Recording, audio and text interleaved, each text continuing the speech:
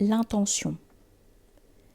Conformément à la tradition du prophète, alayhi salatu wassalam, le pèlerin, après avoir enfilé son ihram et une fois parvenu au miqat, ou lieu d'assignation qui détermine la limite à partir de laquelle il doit entrer en état de sacralisation, doit accomplir une prière de 2 génuflexions en y récitant respectivement la sourate Les Négateurs, El-Kafirun, dans la première et la pureté, El-Ikhlas, dans la seconde.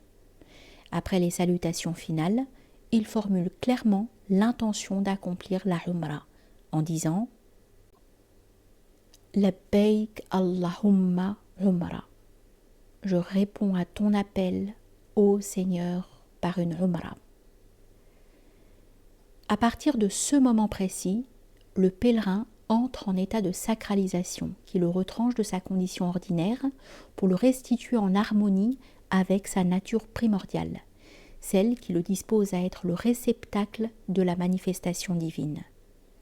Dans une telle disposition, il lui sera interdit notamment toute relation sexuelle avec son épouse et tout geste qui y entraîne, de conclure tout acte de mariage, de se couper les ongles ou les cheveux, de chasser les bêtes, de déchirer les plantes, de se parfumer ou de commettre tout acte répréhensible.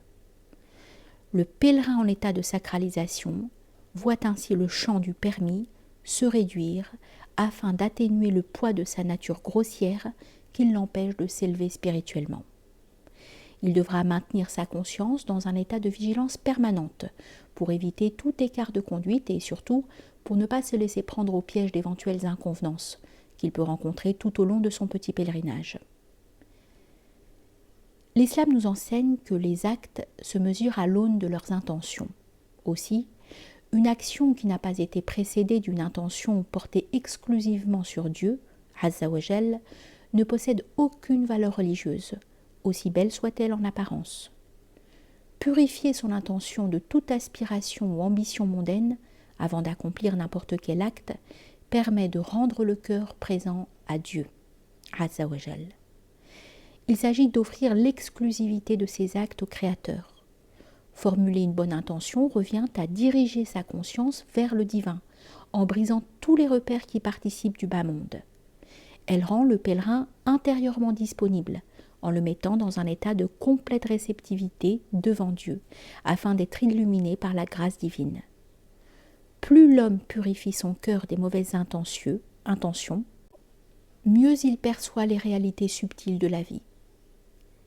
Chacun, affirme Al-Ghazali, selon la mesure de son illumination, voit les choses invisibles proportionnellement au polissage du miroir du cœur.